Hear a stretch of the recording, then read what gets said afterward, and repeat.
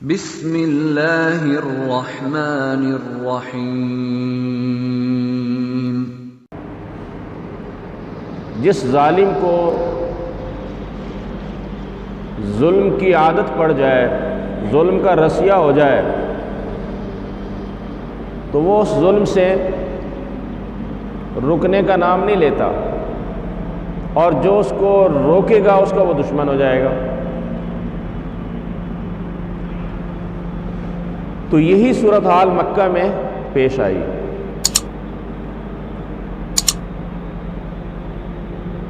کہ آپ کے ہی خاندان کے لوگ جن کا مکہ میں اور عرب کے ایک حصے میں اقتدار تھا، حکومت تھی، یہ دشمن ہو گئے آپ کے۔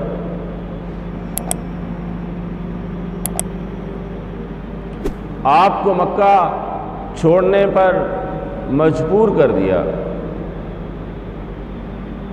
بالآخر مکہ سے بہت دور 300-400 کلومیٹر دور مدینہ میں آپ صلی اللہ علیہ وسلم نے قیام فرمایا۔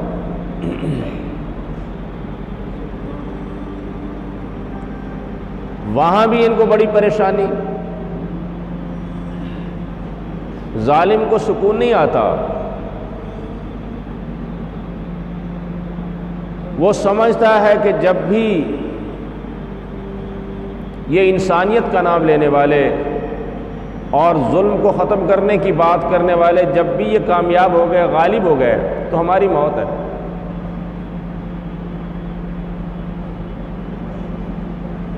چنانچہ پیغمبر اعظم صلی اللہ علیہ وسلم کو جنگیں لڑنی پڑی ان کے اوپر۔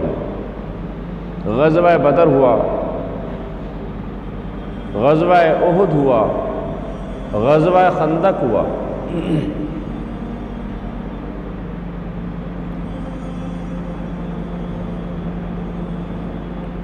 اس کے بعد نبی اکرم صلی اللہ علیہ وسلم نے یہ خوشخبری تو دے دی تھی کہ جنگ خندق کے موقع پر عرب کی تمام طاقتیں اکٹھی ہو کے مدینہ پر حملہ آور ہوئی ہیں، اور وہ ناکام ہو کر، ذلیل ہو کر، رسوا ہو کر واپس ہوئی۔ تو آج کے بعد ہم پر کوئی چڑھائی نہیں کرے گا، اب ہم چڑھائی کریں گے۔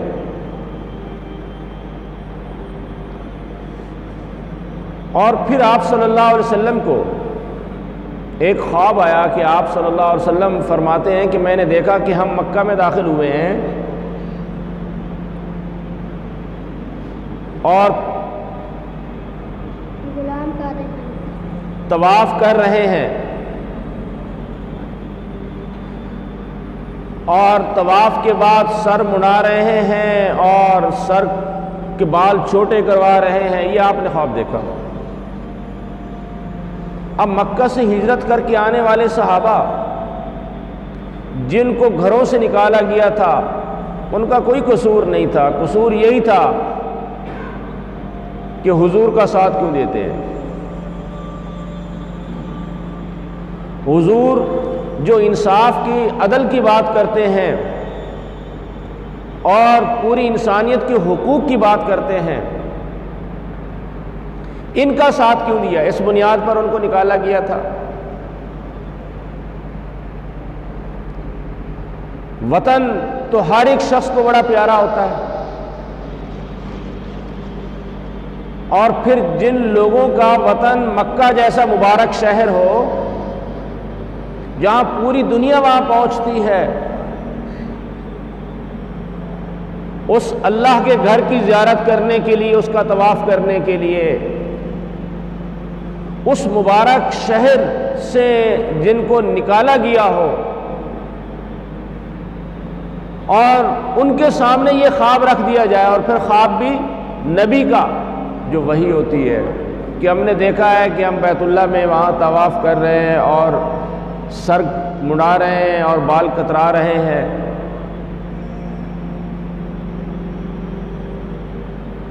تو جو لوگ پہلے بے چین تھے، پریشان تھے اپنے وطن کے حوالے سے، ان کی بے چینی تو اور بڑھ گئی۔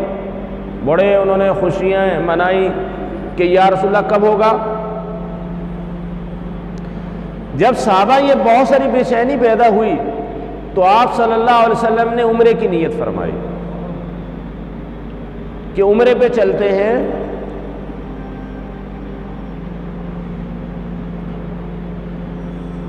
آپ صلی اللہ علیہ وسلم کے ساتھ تقریباً 1500 آدمی تیار ہوئے،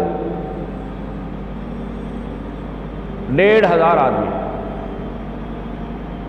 اور منافقین مذاق اڑا رہے تھے۔ وہ کہہ رہے تھے وغرہم دینہم، کہ ان کے دین نے ان کو بڑا دھوکے میں ڈال رکھا، یہ پتہ نہیں اب اپنے آپ کو کیا سمجھنے لگے ہیں، اب یہ مکے والوں پر چڑھائی کرنے کے لیے جا رہے ہیں۔ حالانکہ چڑھائی کی کوئی بات نہیں تھی، عمرہ کی تیاری کی ہے، اور عمرے کرنے کا حق جو ہے ہر ایک کو ہے، سب لوگ وہاں پہ آتے ہیں، مسجد سے کون روک سکتا ہے کسی کو؟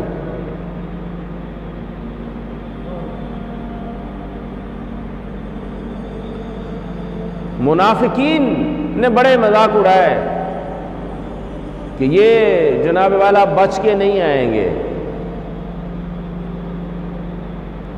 آپ صلی اللہ علیہ وسلم چلتے ہیں، جب مکہ کے قریب پہنچتے ہیں تو آپ کو معلوم ہوا کہ مکہ والے مقابلہ کرنے اور مزاحمت روکنے کی کوشش کر رہے ہیں کہ ہمیں مکہ میں داخل نہیں ہونے دیں گے۔ انہوں نے موقف یہ اختیار کیا کہ آپ بیت اللہ میں آئیں گے تو ہمارے گھروں سے، ہماری گلیوں سے گزر کر آئیں گے، تو ہم کیسے گزرنے دیں اپنے دشمنوں کو؟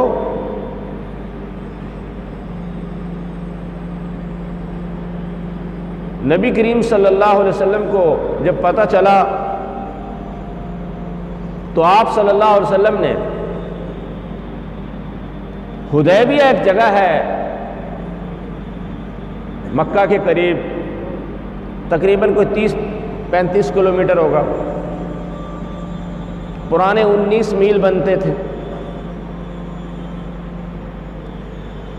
وہاں پہ آپ نے قیام فرمایا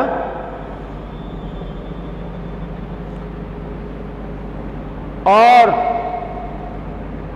حضرت عثمان رضی اللہ تعالی عنہ کو اپنا نمائندہ بنا کر بھیجا مکے میں کہ ہم لڑنے کے لیے نہیں آئے، ہم صرف عبادت کرنے کے لیے آئے ہیں، عمرہ کرنے کے لیے آئے ہیں، تو آپ ہمیں عمرہ کرنے دو، عمرہ کر کے ہم واپس چلے جائیں گے۔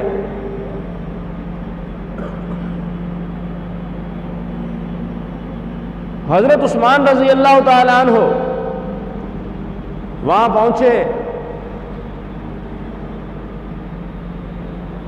حضرت عثمان سے وہ کہنے لگے کہ آپ عمرہ کر لیں۔ حضرت عثمان کہنے لگے کہ جب تک حضور نہیں ہوں گے میں کیسے عمرہ کروں؟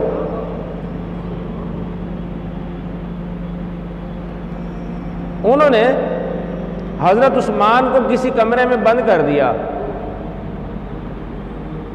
اور بار یہ افواہ اڑا دی کہ عثمان رضی اللہ تعالیٰ عنہ کو شہید کر دیا گیا، اور حضور صلی اللہ علیہ وسلم تک بھی یہ اطلاع پہنچی کہ حضرت عثمان کو شہید کر دیا گیا، اور یہ بہت بڑا جرم ہوتا ہے کہ سفیر کو قتل کر دیا جائے۔ یہ بین الاقوامی انٹرنیشنل قانون ہے کہ حالات کیسے ہی کیوں نہ ہوں، سفیر کو کچھ نہیں کہا جاتا۔ آپ صلی اللہ علیہ وسلم نے فرمایا کہ انہوں نے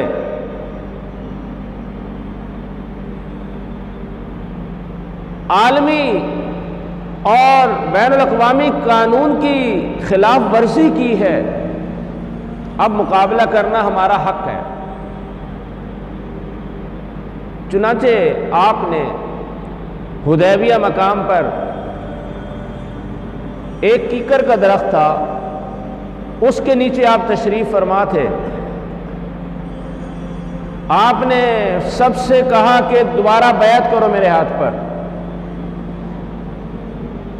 موت پر بیعت، کہ جب تک زندہ ہیں اس وقت تک ہم ان کا مقابلہ کریں گے۔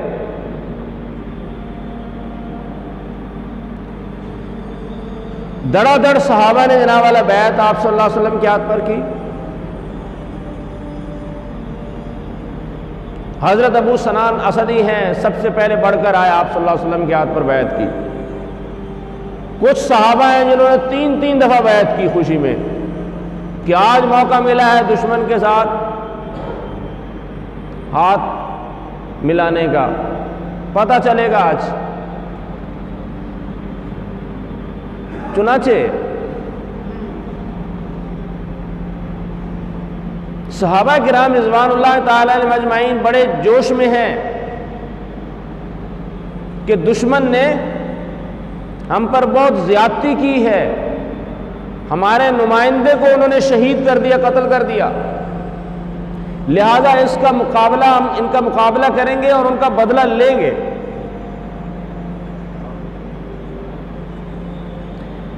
جس وقت مکے والوں کو پتہ چلا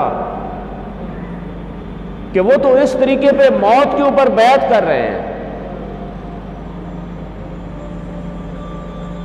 تو ان کی بھی ہوا نکل گئی، جلدی سے بھاگے بھاگے آئے اور کہنے لگے کہ جی ہم صلح کرنا چاہتے ہیں۔ اب ایک طرف تو پورا لشکر 1500-1500 آدمی کا وہ لڑنے کے لیے مکمل طور پر تیار ہے، بیعت کر چکا ہے۔ کیا جذبات تھے ان کے، کیا جذبات ہوں گے۔ اور ایسے موقع پہ دشمن کیا کہتا ہے کہ صلح کریں۔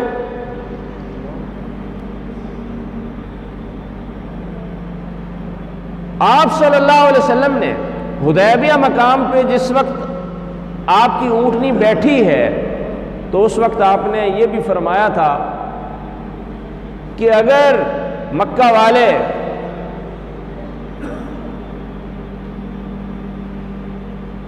کسی صحیح اصول کی بنیاد پر میرے سے صلح کریں گے تو میں ان سے صلح کروں گا۔ میرا مقصد لڑنا نہیں ہے، ان کو نیست و نابود کرنا نہیں ہے، میں تو ان کی فلاح کے لیے، کامیابی کے لیے آیا ہوں دنیا میں، قریش کو ترقی دینے کے لیے آیا ہوں۔ لیکن یہ چند لوگ کم عقل اس بات کو نہیں سمجھ پا رہے، تو اگر کسی بنیادی چیز پر انہوں نے میرے ساتھ صلح کی تو میں صلح کرنے کے لیے تیار ہوں۔ تو جس وقت صلح کے لیے بات انہوں نے چلائی تو آپ صلی اللہ علیہ وسلم نے فوراً فرمایا کہ ٹھیک ہے ہم صلح کرتے ہیں۔ حقیقت میں دیکھا جائے تو یہ مسلمانوں کی ایک بہت بڑی کامیابی تھی، اور قرآن نے بھی اس کو فتح مبین قرار دیا ہے۔ جو دشمن کل تک مسلمانوں کو کسی طرح قبول کرنے کے لیے تیار نہیں ہے، ان کی طاقت اور قوت کو ماننے کے لیے، تسلیم کرنے کے لیے تیار نہیں ہے، تو آج وہ ان سے صلح کرنے پہ مجبور ہو رہا ہے، تو یہ ایک بہت بڑی کامیابی ہے۔ لیکن اس کی حکمت کو ہر آدمی نہیں سمجھ سکتا، خاص طور پر ایسی ٹیم، ایسی جماعت جو دشمن کا مقابلہ کرنے کے لیے تلی کھڑی ہو، وہ صلح کے لیے کیسے آئیں گے؟ آپ صلی اللہ علیہ وسلم نے فرمایا کہ ٹھیک ہے ہم صلح کرتے ہیں۔ صلح کی دفعات کیا ہیں؟ کن بنیادوں پر صلح کرنا چاہتے ہو؟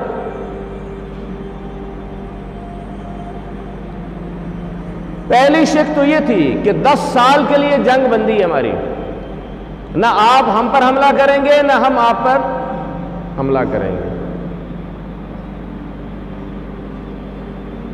دوسری شک یہ تھی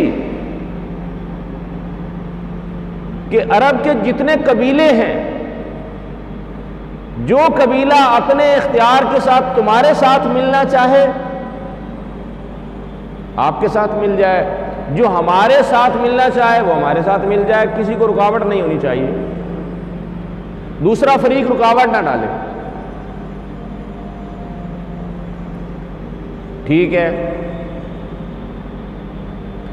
تیسری شرط یہ تھی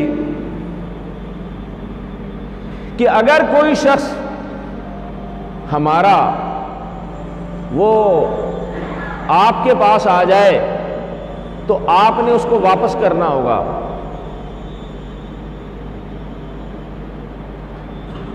اور اگر آپ کا کوئی شخص ہمارے پاس آ جائے گا تو پھر ہم واپس نہیں کریں گے۔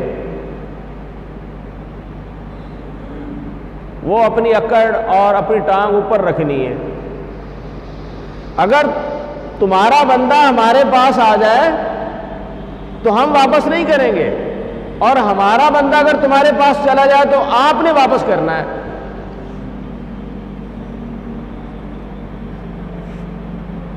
صحابہ کرام رضوان اللہ تعالی علیہم اجمعین تو بڑے آگ بگولا ہو گئے کہ یہ کیسے، کیا ہم کمزور ہیں؟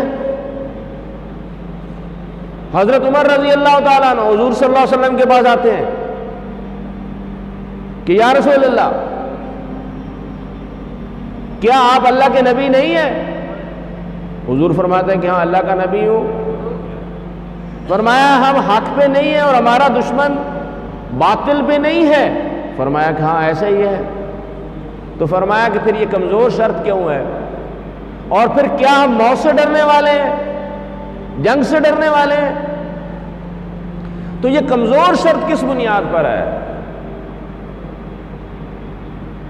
تو آپ صلی اللہ علیہ وسلم نے فرمایا کہ عمر میں اللہ کا نبی ہوں۔ تفصیل نہیں بتائی جا سکتی تھی اس وقت، مقصد یہ تھا کہ شرط کو اسی طریقے پہ مان لو۔ اور بھی بہت سارے صحابہ کے اندر یہ کھلبلی تھی کہ کمزور شرائط پر جو صلح ہو رہی ہے، شاید حضور یہ سمجھتے ہیں کہ ہم دشمن کا مقابلہ کرنے میں کمزور ہیں، ہمارا خیال کرتے ہوئے کمزور شرائط پر حضور صلح کر رہے ہیں۔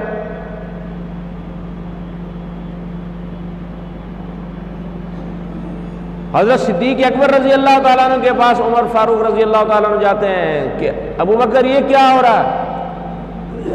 ابو بکر صدیق رضی اللہ تعالیٰ عنہ نے یہی فرمایا کہ جب تک زندہ ہو حضور کی بات آئے سمجھ یا نہ آئے مانتے رہو۔ یہ ہوتا ہے صدیق۔ اس شرط کو بھی مان لیا گیا۔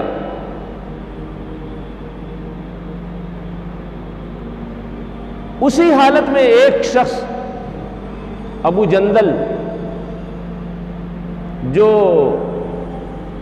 مسلمان تھا اور مکہ والے اس کو ستا رہے تھے اور مدینہ جانے نہیں دے رہے تھے، اس کو پتہ چلا کہ مسلمان ادھر آئے ہوئے ہیں قریب میں، تو وہ جلدی سے زنجیروں کے اندر بھاگتا کسی طریقے پہ آ پہنچا۔ تو کفار کا وفد کہنے لگا دیکھو یہ پہلی شرط تو ابھی اس پر عمل کرو۔ تو حضور اکرم صلی اللہ علیہ وسلم نے فرمایا کہ ٹھیک ہے، ابو جندل کو اپنے ساتھ لے جاؤ۔ صحابہ کے اس وقت کیا جذبات تھے، سب کی آنکھوں میں آنسو تھے۔ حضور نے حضرت ابو جندل سے یہی فرمایا کہ ابو جندل اللہ تعالیٰ تیرے لیے کوئی نہ کوئی راستہ نکال دے گا۔ اسی طریقے میں دوسری کچھ چھوٹی اور شرائط، قرآن حکیم اس صلح کو جو دب کر صلح کی جا رہی ہے، کمزور شرائط پر مسلمان جو ہے وہ صلح کے اندر ان کا کمزور پہلو ہے،